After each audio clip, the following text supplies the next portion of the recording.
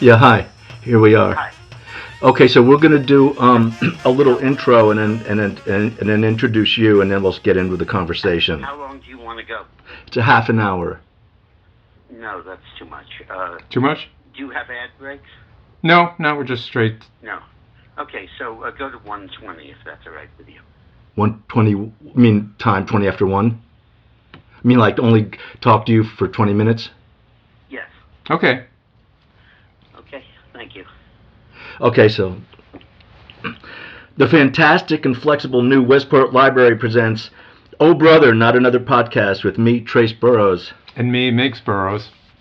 So today we're having a great guest, Dick Morris, who's one of the best known political consultants in the country. He was Bill Clinton's consultant for 20 years and piloted him to a re-election victory in 1996. He and his wife of 42 years, attorney Eileen McGann, work closely together, and they've written over 20 books. Dick has also been the consultant for many presidents and prime ministers of other countries, including Argentina, Uruguay, Spain, Poland, and several others. As well, he has directed successful campaigns of more than 20 senators and governors. He worked for Fox News from 1998 to 2012 and appeared on the show many, many times. He currently tapes a daily short video on current events that he posts on his website with over 300,000 subscribers. Time magazine named him the most influential private citizen in America. Oh. And we're talking to him. Now we're talking.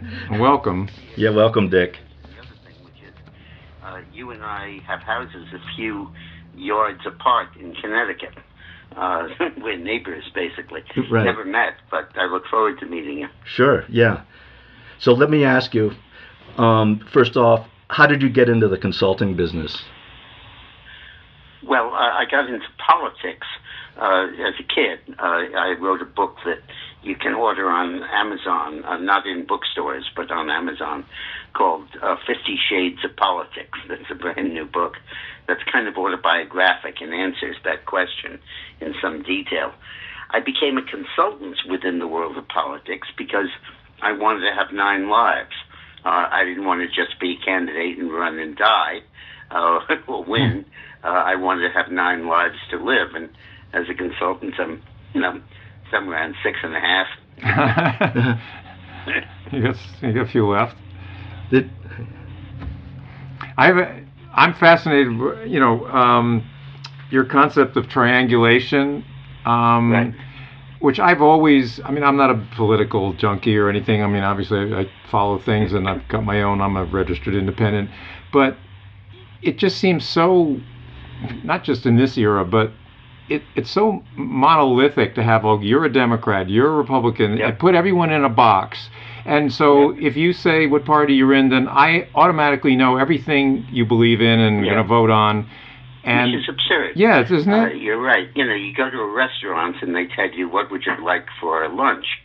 And you give them your order, and they say, oh, wait a minute. You can't have the smoked salmon appetizer unless you also have Right. this dinner. So they come into you and they're saying, wait a minute.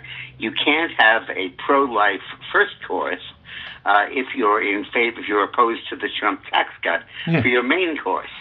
And you can't have a gun control Exactly. dessert because of your first course. I think that people want to order a la carte.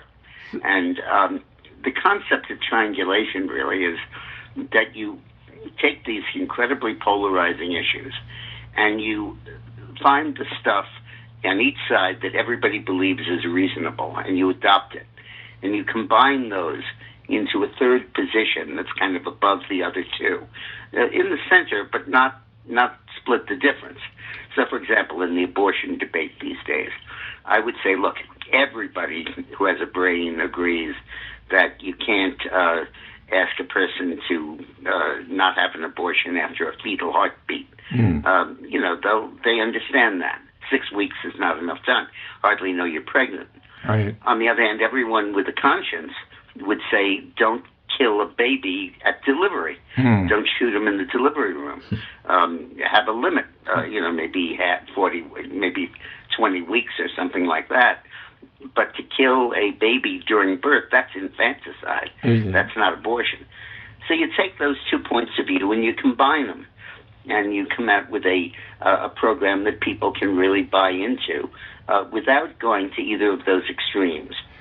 And I think that the key to the success of the Clinton presidency was that he did that on welfare. He said, okay, the program's called Aid to Families of Dependent Children, Aid to Mothers. So we have to put daycare and child care and job training and higher minimum wage and all that stuff in the program. But people are living on welfare for generations.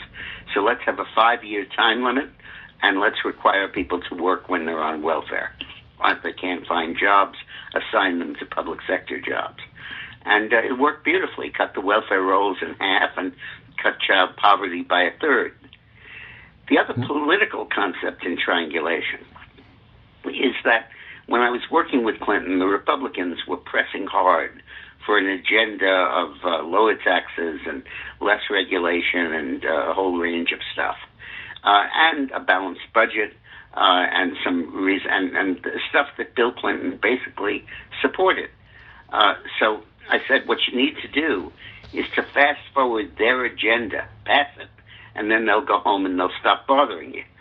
So he passed a strong anti-crime bill that now is in disrepute because it's worked so well, and we're now letting people out of prison. But it set up mandatory sentences because judges had been so terrible in abusing their discretion with slaps on the wrist. It set up a 4-year balanced budget that worked perfectly, and we didn't have a deficit for 4 years.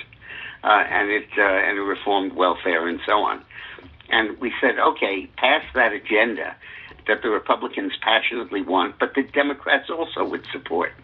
And the Republicans will go home and stop bothering you. They'll find another house to haunt. Yeah, so it worked really well. Yeah, it just seems so common sense. I mean, this is maybe a weird metaphor, but, now there's the whole thing of being, I'm not a man, I'm not a woman, I'm gender fluid. Well, can't you be politically fluid? I mean, Yeah, sure. And I think that the point is that we get locked into these extremes. And the reason we do goes back to the way politics, the process of getting elected, has changed. It used to be that you raised all the money to win an election yourself, and your friends, your relatives, your family, your business associates all got their arms twisted and donated money to you. Now, most of the money comes from national political committees that go around and say, hey, give me $200,000 and I will distribute $20,000 to each of the 5 candidates I, the committee, want to fund. And the result, and therefore the money flows into certain key races, which is good for the party. But the problem is that to get that money, you need to go to extremes. Because I'm not going to give Bob money because I like him. I'm a fanatic on abortion. So I'm going to only give him money if he's a straight pro-lifer down the road, or the other side, pro-choice, if it's a Democrat. And the result is that candidates get locked into really crazy extremist positions. Oh, right. Yeah. So is that the only reason why we have this basic 2-party system nowadays, is because of this money raising issue? No. The other is reapportionment. There used to be a lot of swing districts in the country that could go one way or the other. And the Democrats and the Republicans in almost every state got together and cut a political deal and said, look, we have 10 congressional seats, and 5 are Democrat, 5 are Republican. Now, of the 5 of each party, 4 of them, we can make safe seats for that party. We'll put every living Republican into one of the 4, and we'll put every living Democrat into one of the Democratic 4. And then we'll have 2 seats we can fight over each year. But 8 seats are givens. And as a result, the number of swing seats in the Congress has declined from about 120 to about 30 or 40. And in those seats, the candidates vie for the votes of the middle, the centrists, the people who are not D's or R's. But in all the other seats, the general election is a given. They're going to beat the other party. But what's not given is the primary. And in the Democratic Party, you're going to have left-wing extremists, so-called progressives like, Cortez, challenging the incumbent Democrat. And in Republican districts, you're going to have pro-life crazies and white supremacists and all that crap opposing the Republican candidate. So the candidate the Democrat and the Republican have to worry about is their primary opponent. And the result is you move to the left or to the right. If you're a Democrat and you want to fence off the likes of Alexander Cortez running against you, you better move to the left. And if you're a Republican, you don't want a strong pro-life opponent, you better move to the right. And that's why the parties have become so horribly polarized. Yeah.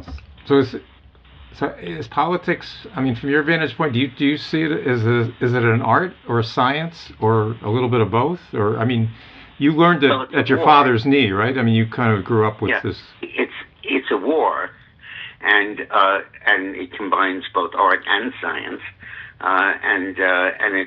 the wonderful thing about it is it's how we move ahead as a country, which is that it's the old Descartesian concept. You have a thesis, an antithesis, and then somebody comes up with a synthesis, which is really what triangulation is about.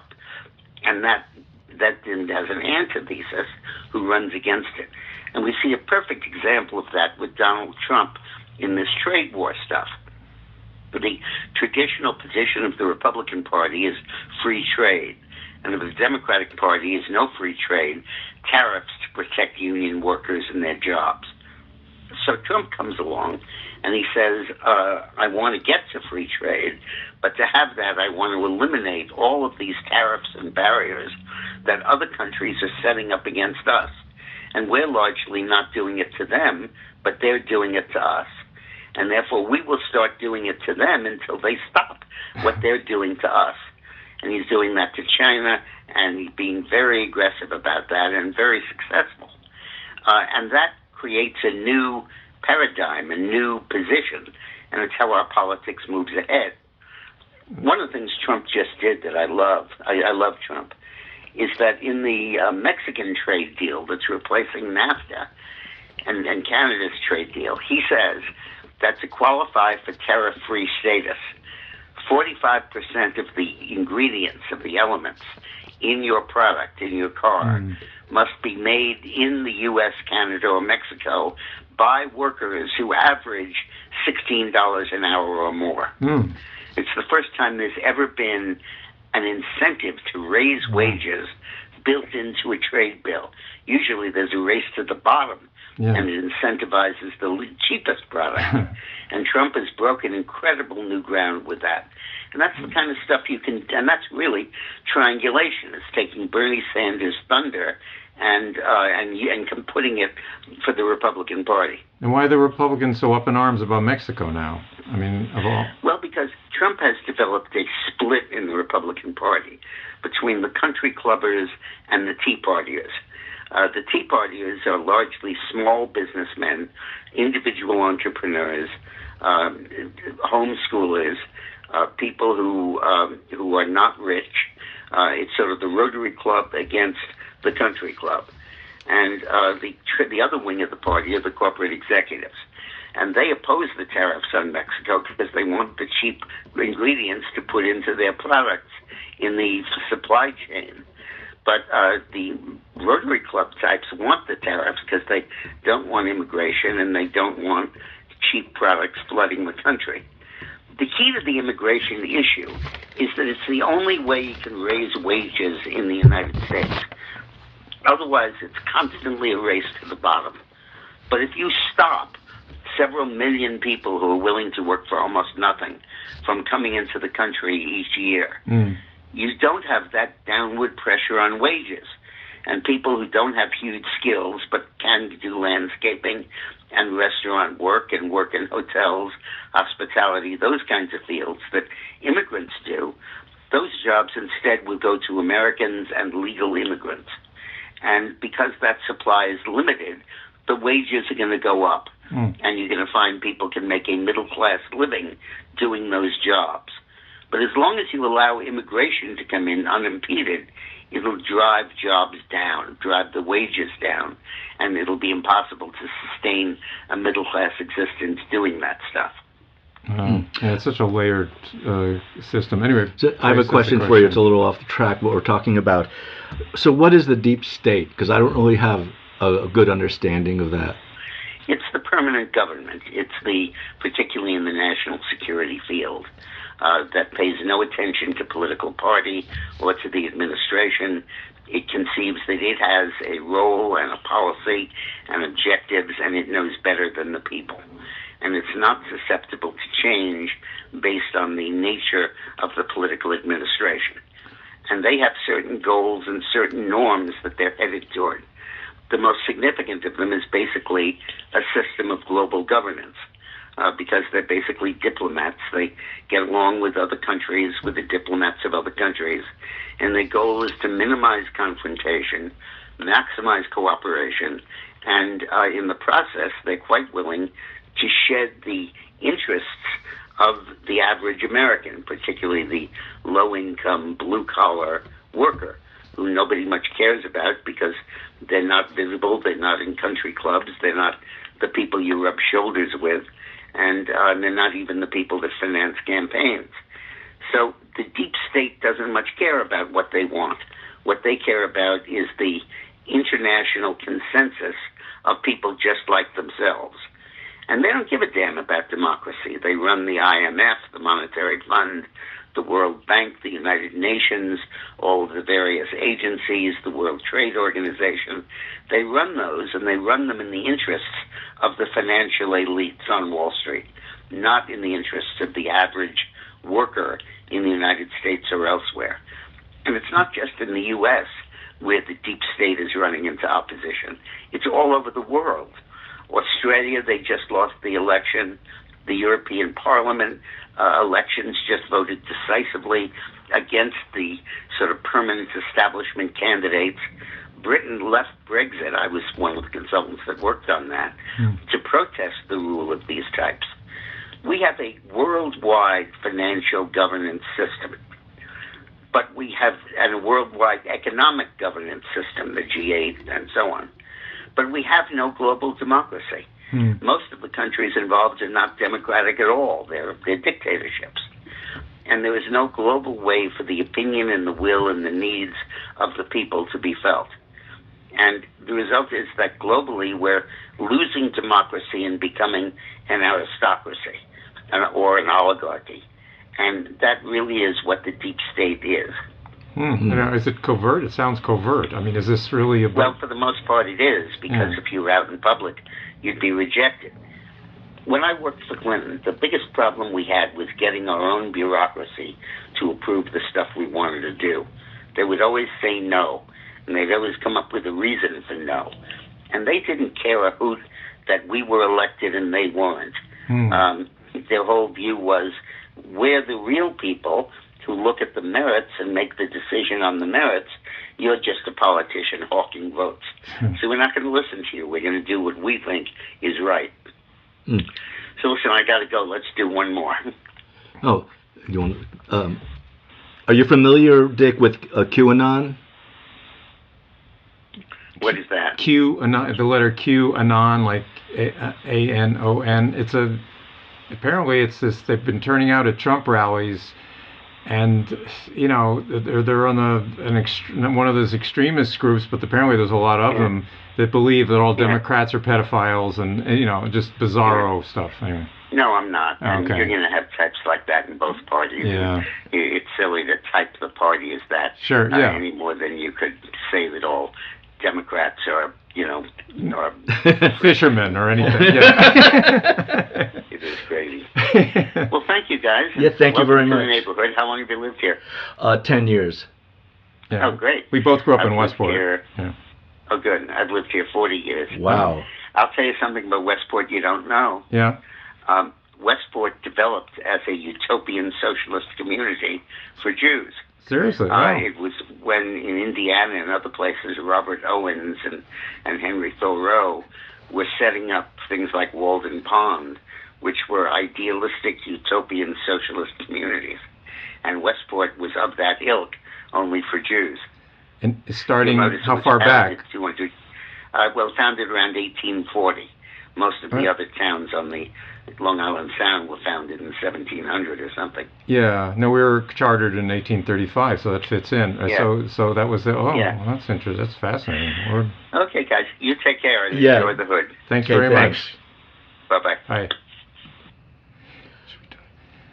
So that was Dick Morris. That was a lot of interesting stuff there. That was fascinating. I'm curious. How did you, what's for the people listening? How did you get in touch with Dick Morris? How do you? Well, I live in Reading, and I don't know how I found out. He lives down the street from me, like 10 houses down. And somehow along the way, I discovered that he lived down there, and I sent him, found his website, sent him an email, and asked him if he'd be on our show. I wonder why I had this short time limit. You can get us 10 you think more he'd want to minutes. talk more? He didn't even get to plug his website. I was going to try to lead him on. Right. Saying he could plug his website. I didn't tell him that, we're a 30-minute show. I didn't think I had to, I thought like that was the minimum for any show. Yeah, it's an odd... Next time I'll say it's 30 minutes. Well, at least we got some good information, though, and I mean, he sounds really knowledgeable. How did you said like he learned from at his dad's? Well, his father. I mean, and part of what I read on his website, and what is it, Dick Morris? Well, you can Google Dick Morris. I'm sure you can get his website. But I would thought usually those guys like him, that's the first thing out of their mouth is to plug their website. His father was involved in politics, I guess local politics, and I guess used to walk with him and talk about politics, and he's just obsessed with it. He says ever since he was 8 years old or something. I mean, he's just been, that's his life. It's like a musician who starts playing when they're young, and just that's all they do. What I didn't get to ask him, which was, he says he loved Trump, unquote. Yeah. I wanted to ask him, so the fact that Trump lies constantly and he promotes racism. What are your feelings about that? I'm mistaken. I mean, I hear the speeches myself. I'm not getting that from liberal media. I've seen dozens, hundreds maybe of Trump speeches.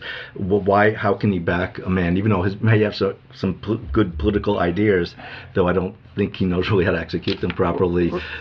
Why he would promote it? Yeah, even get behind a guy like that. Simple things like the Virginia shootings, and he's playing golf, and he apparently took time out in his sweaty golf clothes to come to the church and pray for 10 minutes, and then left, in his golf cart or something. I mean, how do you love a guy like that? Anyway, we're probably not supposed to get political. The other thing we just had him on the show. Yeah, that's true. Yeah.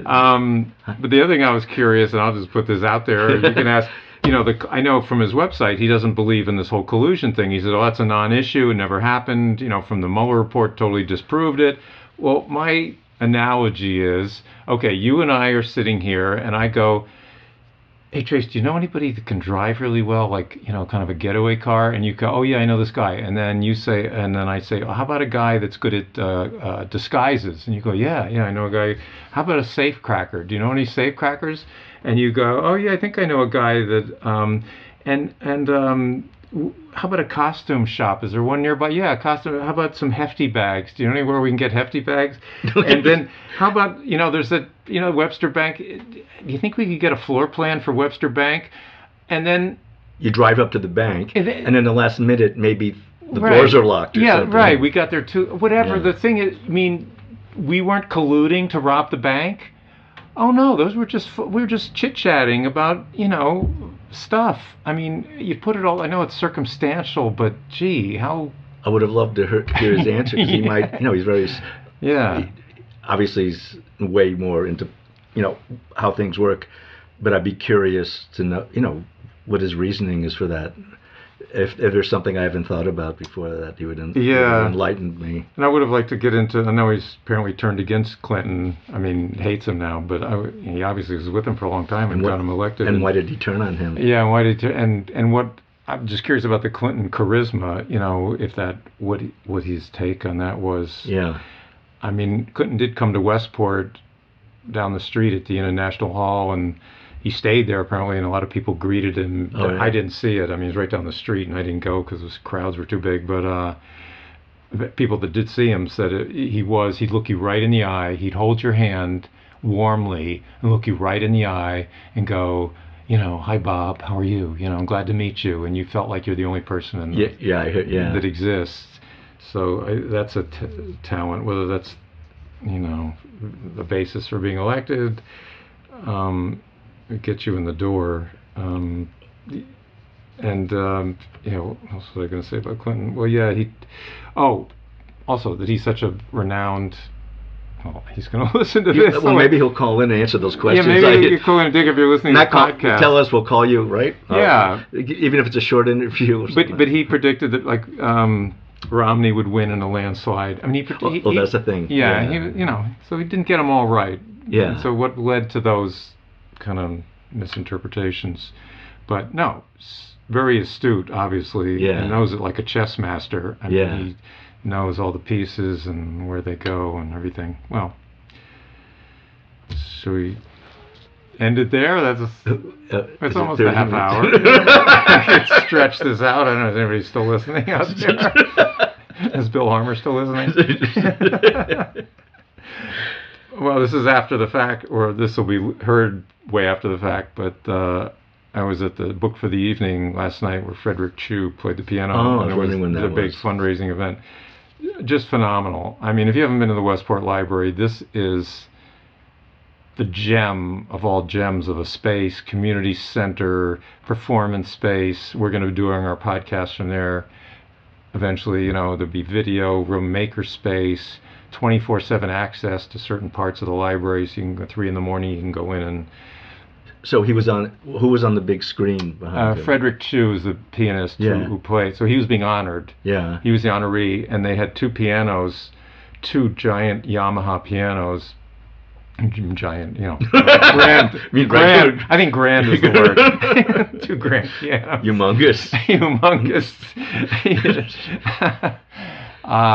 But the most astounding thing at the end, the last thing he played, he had pre-recorded this, I don't know the name of the piece, but this classical piece, a month ago. He pre-recorded it on this Yamaha Disclavier, which is a piano that it's like a very cutting-edge player piano, and he recorded a piece on it, and then it was played back on the big screen, and then live in person he played the duet part. So he played a duet with himself.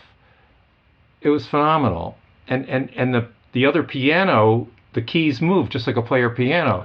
So you could see him on screen in the video of him making that recording, but the piano on stage was mimicking his every keystroke and foot pedal. So you could see the keys moving like an invisible man playing. You could see him on screen playing, and then him on stage playing the other part. So hats off to Frederick Chu, who's just an amazing, phenomenal concert pianist, and to Bill Harmer in the library where we are, and so grateful to be here. So can't wait for the ribbon cutting. Yeah, the ribbon cutting. If you haven't, if this maybe, we don't know when this will broadcast, June 23rd. So you've either been there and know how great it is, or if you haven't, go there. 11 to 4, June 23rd. Okay. Over and out. Over. Okay.